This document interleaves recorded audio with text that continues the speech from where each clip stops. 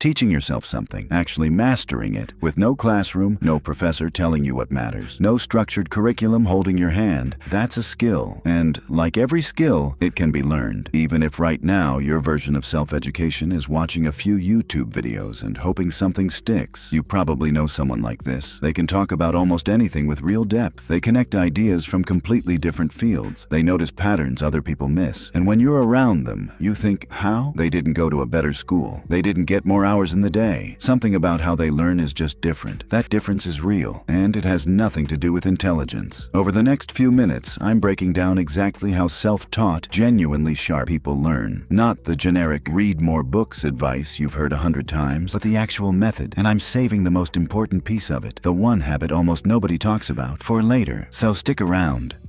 Here's what most people get wrong about self-education. They consume, they watch, they read, they listen, they finish a book and immediately move to the next one. They watch a documentary and feel informed. They follow smart people online and absorb little fragments of ideas across dozens of topics. Then, if you ask them to actually explain what they learned, to connect it to something, to use it, most of it is gone. It's not because they're not intelligent. It's because consumption and education are not the same thing. Treating them like they are is the single most common and most expensive mistake in self-directed learning. But one Nobel Prize-winning physicist figured out the fix for this decades ago. And it's almost embarrassingly simple once you see it. Richard Feynman held himself to one standard. If you can't explain something simply, you don't actually understand it yet. Not, you haven't read enough. You don't understand it, period. The explanation is the proof, not a summary of it. Here's the method, now known as the Feynman Technique. Pick a concept you want to learn. Explain it in your own words, like you're teaching it to someone who knows nothing about the topic. Notice exactly where your explanation breaks down, the parts you can't explain clearly, or where you're leaning on jargon you don't really understand. Go back to the source. Study that specific weak spot and try again using even simpler language. Repeat until the explanation is clean and simple. It's slower than just reading, but it's the difference between knowledge that stays with you for years and knowledge that evaporates a week later. Here's the part almost nobody talks about, though. Feynman wasn't just simplifying. He was doing something much deeper.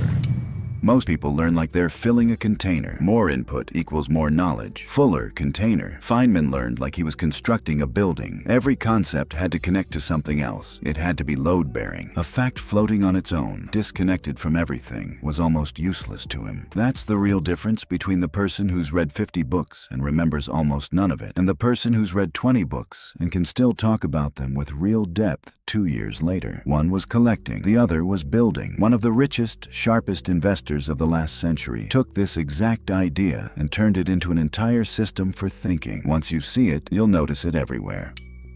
Charlie Munger, Warren Buffett's longtime partner at Berkshire Hathaway, called it a latticework of mental models. His argument, a truly educated person doesn't just know facts inside one discipline. They pull frameworks from psychology, physics, biology, history, and economics, and use that whole latticework to understand new situations and spot patterns even specialists miss. Munger read constantly, his entire life, but he wasn't reading to consume. He was reading to add to the latticework. Every book was a potential new lens. The goal was never to finish the book. The goal was to walk away thinking differently about at least one thing. But my favorite example of this entire philosophy isn't a Nobel laureate or a billionaire investor. It's a kid who dropped out of school at age 10.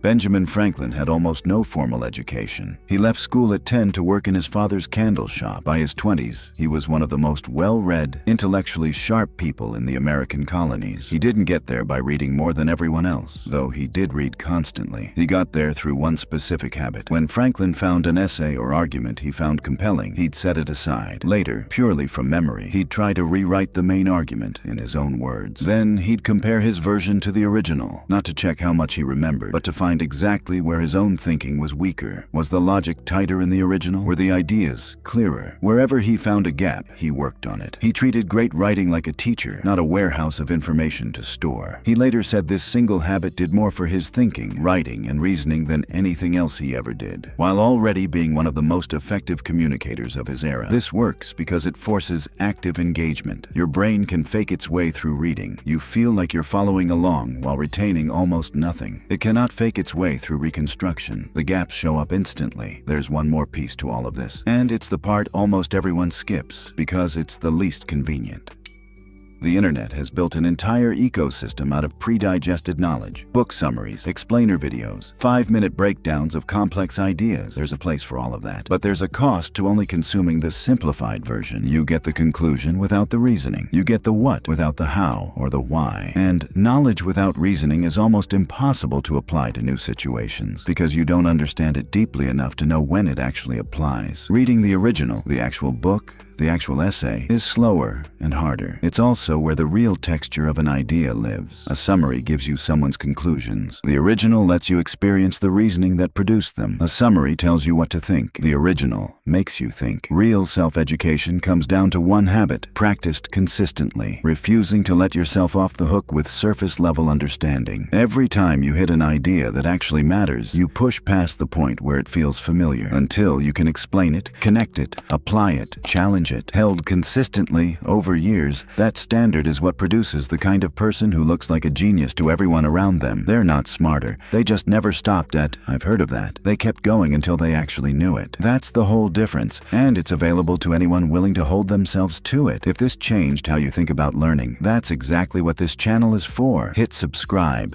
because the next video takes this even further.